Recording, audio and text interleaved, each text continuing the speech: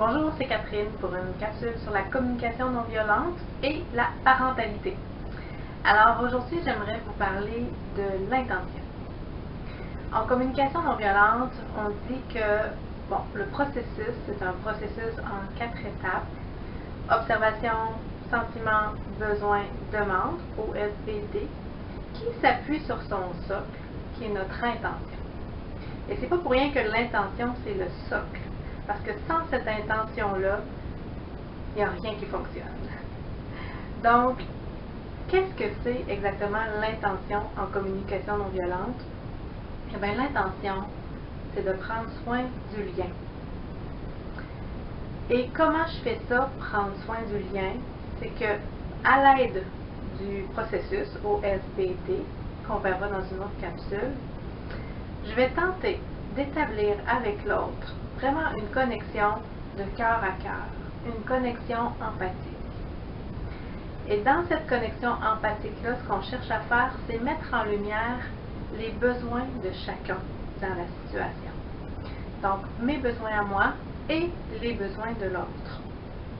Et une fois que les besoins des deux parties sont mis en lumière, on essaie de co-créer ensemble une solution à la situation qui va prendre en compte les besoins de l'un et de l'autre. Donc, voici l'intention en communication non violente, prendre soin du lien en prenant soin des besoins de tous et chacun. Alors, pourquoi c'est si important que ça, l'intention en communication non violente? Pourquoi on la voit comme le socle du processus? Ben, c'est bien simple.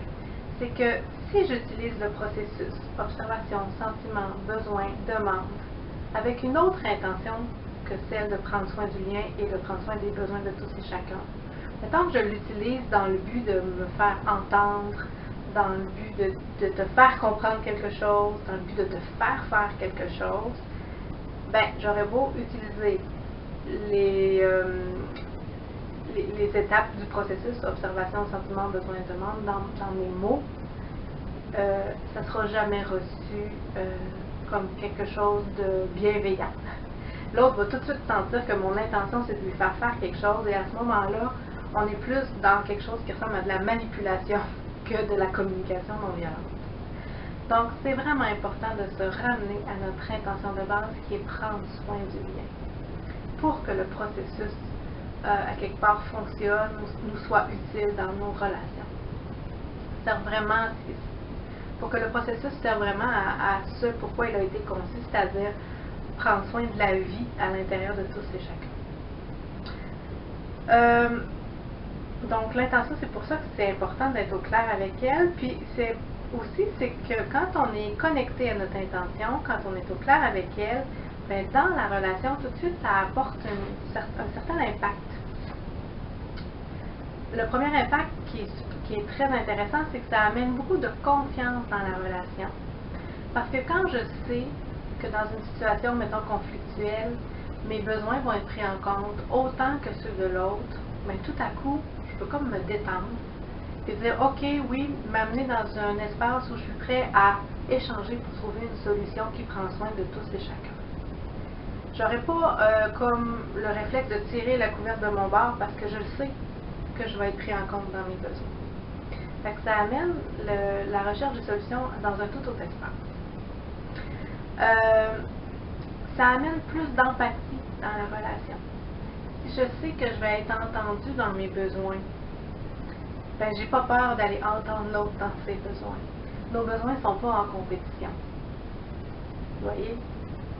Donc, on peut trouver des solutions qui prennent en compte les besoins de tous et chacun.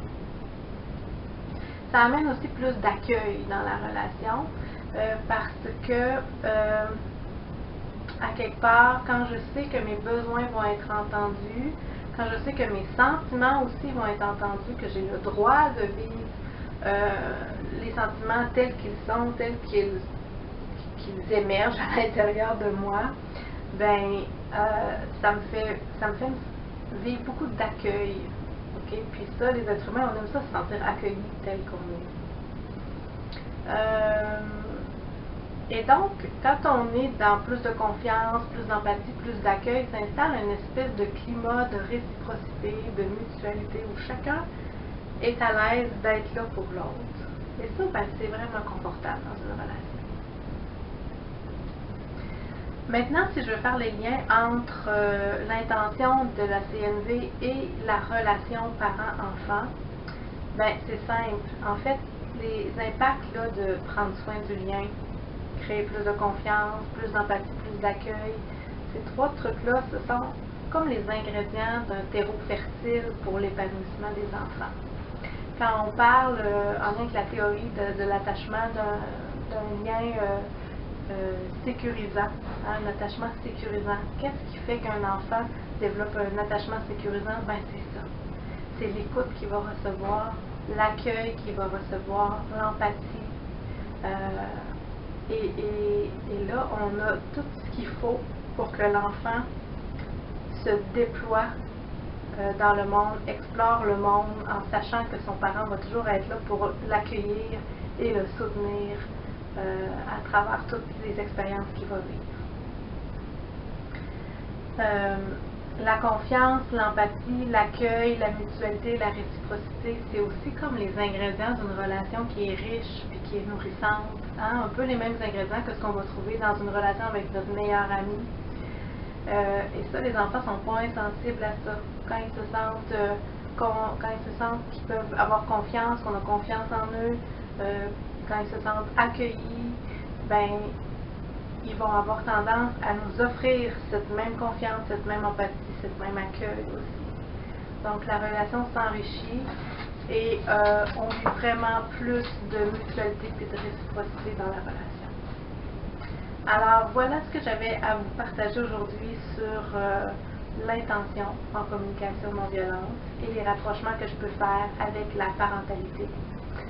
J'espère que cette petite capsule vous aura plu et aura piqué votre curiosité.